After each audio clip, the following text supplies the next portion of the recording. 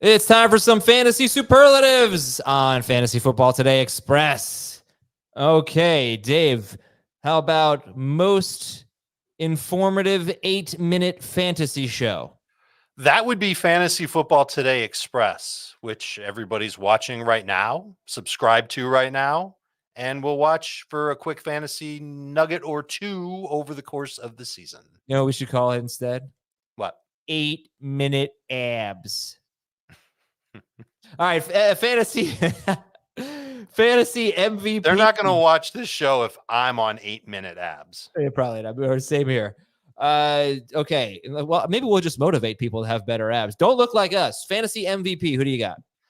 So I said on the show that it would be Malik Neighbors because it's somebody that you're drafting in round 5 and he plays like somebody better than that. I'm going to go even further down the ADP board, and I'm going to pull the name of Rico Dowdle as a fantasy MVP. Just leads the Cowboys backfield. That offensive line, it's younger, but it might not be worse. And he could end up being in just a great role where he gets a lot of work and he ends up being an RB2 every week. All right, I'll go further. I said George Pickens on our long form show. I'll go further down the draft board. I haven't drafted this guy once. I think I need to change that. Well, the thing is, I really could see him having a very uneventful year, but if things go right, Roma Dunze. He's such a good player. And, we're talking about like an 8th round pick here. So let's say you're up in a keeper league. Okay. It's round 9 in a keeper league. The player you pick here can be a keeper next year for round 7. Do you take Odunze or Brian Thomas Jr.? Odunze 1,000 times. I don't think Odunze would be there in this scenario. Probably goes earlier in a keeper league, but Odunze 1,000 times out of 1,000. This was a real decision in a real keeper league. Oh, wow. And I took Thomas Jr. What? I did. Why? Because Odunze is awesome, but DJ Moore isn't going anywhere. Yeah, but Keenan Allen is. That's fine.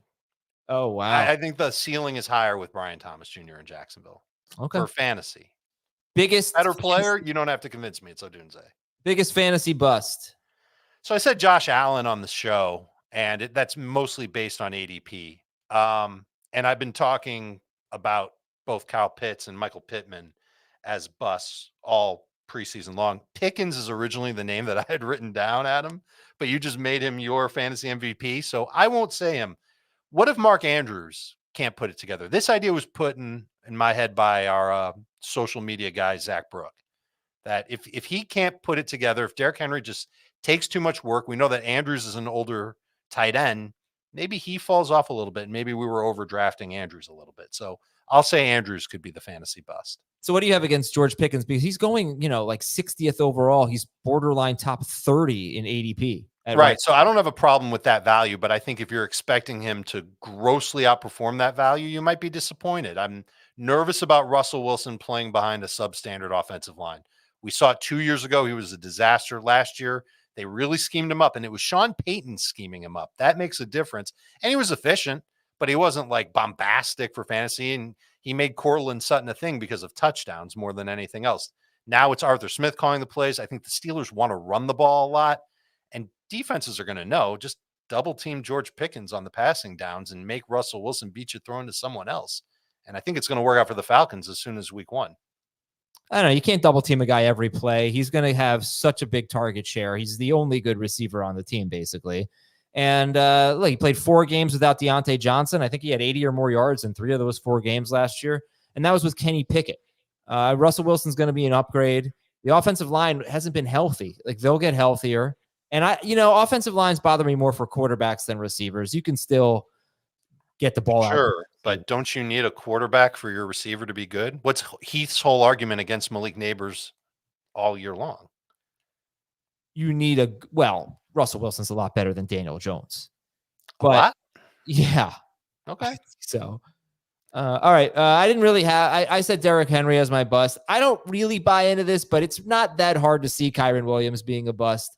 He's one I'm a little nervous about. He was so damn good last year. It's hard for me to imagine a guy going from 20 PPR fantasy points per game, the second best running back in fantasy, to like being a punt returner who's in a timeshare with Blake Corum. Oh my gosh. I'd be shocked if he's still their punt returner by week 5. All right, we got to take a break here. We have 3 more awards to get to. Most improved player up after this on FFT Express. Okay, who's your preseason most improved player pick? I'm going to pick Jameson Williams of the Detroit Lions. I really liked watching all the clips that I saw on social media of him running different routes. It looks like he really dedicated himself to football, and he's past injuries, he's past the gambling expose, and I think he's ready to contribute. And the Lions are going to, we've talked about this so much. They're playing indoors, fast track very frequently, and I think he's a guy that could actually be a lot better than we've given him credit for, and his ADP is very low. He's someone that I think I'm going to regret not getting him enough. Jameson Williams. Okay, I thought you were going to take my guy the way you started saying J, but it was JSN is my guy. Jackson Smith-Njigba, most improved player. I'm really hoping that he can have a big second season here after a very quiet rookie season. Guess what round I got him in the keeper league? 11. Yeah. Hey. Best guesser on the podcast. You. Yeah, it's me. Rookie of the year. Who's your preseason pick for fantasy rookie of the year? I picked Neighbors on the show for this too. And I think Jaden Daniels was Jamie's call, and that's a really good call. So just another name that I'll throw out there that I think could be better than we think is Xavier Worthy. I think that he could end up being in that Tyreek Hill role for the Kansas City Chiefs. And even as a rookie in Kansas City, Tyreek Hill was pretty good. He had a lot of rushing production. I think he's a better route runner than Tyreek was when Tyreek was a rookie too. I think Worthy is going to be someone that does more than just run go routes. It's almost like the same argument I made for Jameson Williams, somebody who's got a little bit more to his game besides just being, a one route master. He's going to diversify his routes a little bit, and I think he's going to end up having a larger target share than we give him credit for. And I'll say Marvin Harrison, because we didn't say Marvin Harrison on the main show, and we didn't say Marvin Harrison on this show. So Marvin Harrison is going to be my rookie of the year. Dave, it looks like you're frozen. Oh, you're back. You're back. Super flex stud. Last fantasy superlative. This is a quarterback who's not necessarily going to make a huge impact in one QB leagues. He could, but he's going to be a super flex stud. Who's your guy? I'm going to pick Will Levis of the Titans. I think he makes a jump in his second season, adding Calvin Ridley to that receiving core and that offensive line, not only adding talent, but also being coached up better. I think that'll make big differences for him. He'll run a little bit as well. He is an athletic quarterback. And I think as a super flex, I think he's a great buy when he's like QB 20 off the board.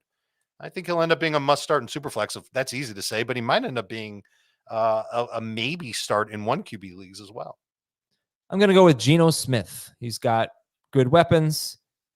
People are freaking out about their offensive line, but they were missing both of their tackles for portions of last year. Geno has done it before. Yeah, he did it 2 years ago. He was very good. So I will take Geno Smith as a super flex stud. Those are your fantasy superlatives preseason edition. Come back in January for the postseason edition as we look back on these picks. You should probably come back before January. Yeah, come back before January. For Dave, I'm Adam. This is FFT Express. We'll talk to you tomorrow.